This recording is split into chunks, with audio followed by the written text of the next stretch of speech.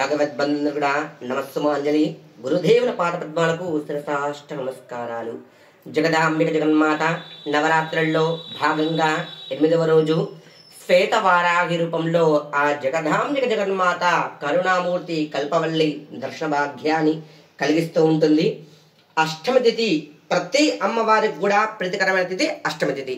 అందులో వారాహి నవరాత్రులలో అష్టమి చాలా చాలా ప్రత్యేకమైంది. శరన్నవరాత్రులలో ఎంత ప్రత్యేకమైతే ఉంటుందో వారాహి నవరాత్రులలో కూడా అష్టమి అంతే ప్రత్యేకమైంది. అందులో శ్వేత వారాహి రూపంలో దర్శన భాగ్యాన్ని కలిగిస్తూ ఉంటుంది.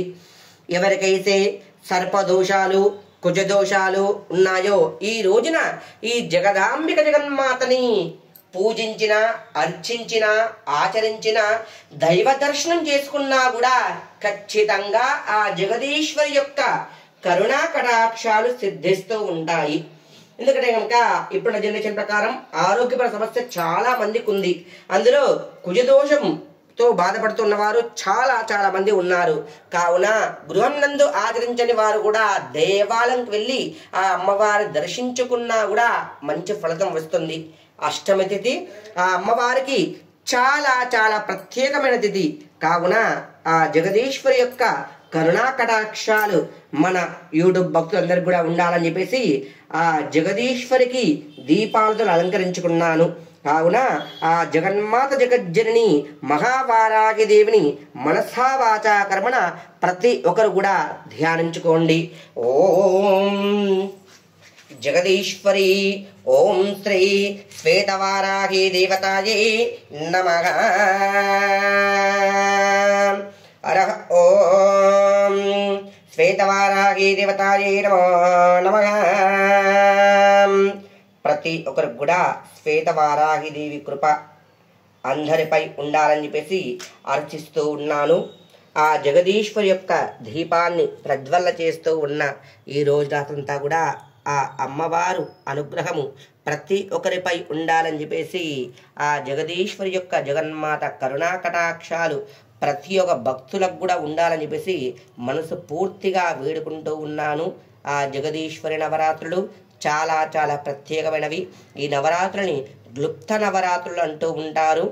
అష్టమి రోజు ఆ జగదీశ్వరి జగన్మాత కరుణ అందరిపై ఉండాలని చెప్పేసి మనసు పూర్తిగా ఆ జగదాంబిక జగన్మాతని వేడుకుంటూ ఉన్నాను. కావున ప్రతి ఒక్కరికి కూడా అవకాశం బట్టి ఆ జగదీశ్వరి జగన్మాతని మనసు పూర్తిగా వేడుకోండి. ఖచ్చితంగా విప్ప నూనె కానీ కొబ్బరి నూనె కానీ తో ఆవు నెయ్యితోని కానీ దీపాలు వెలిగించండి. ఖచ్చితంగా ఆ అమ్మ అనుగ్రహంతో ఎవరికైతే కుజదోషంతో సంతానంతో బాధపడుతున్న వారు ఉన్నారనుకో ఖచ్చితంగా దంపతుల మధ్యలో అన్యోన్యంగా లేనివారు కూడా ఆ జగదీశ్వరి జగన్మాత కరుణా కటాక్షాల ద్వారా మీ గృహం నందు భోగభాగ్యాలు సిద్ధిస్తూ పుత్ర పౌత్రాభివృద్ధి వంశాభివృద్ధి జరుగుతుందని చెప్పేసి ఆ జగదాంబిక జగన్మాతని వేడుకుంటూ ఉన్నాను. ప్రతి ఒక్కరికి కూడా ఎవరికైతే ఆ అమ్మ అనుగ్రహం దక్కాలో వారు ఖచ్చితంగా ఆ అమ్మవారిని ధ్యానించుకోండి. ఈ ఒక్క రోజునైనా సరే అష్టమి తిథి ఉన్న రోజైనా సరే ఆ జగదీశ్వరి జగన్మాతని వేడుకున్నా కూడా ఆ జగదాంబిక జగన్మాత కరుణా కటాక్షాలు సిద్ధిస్తూ ఉంటాయి.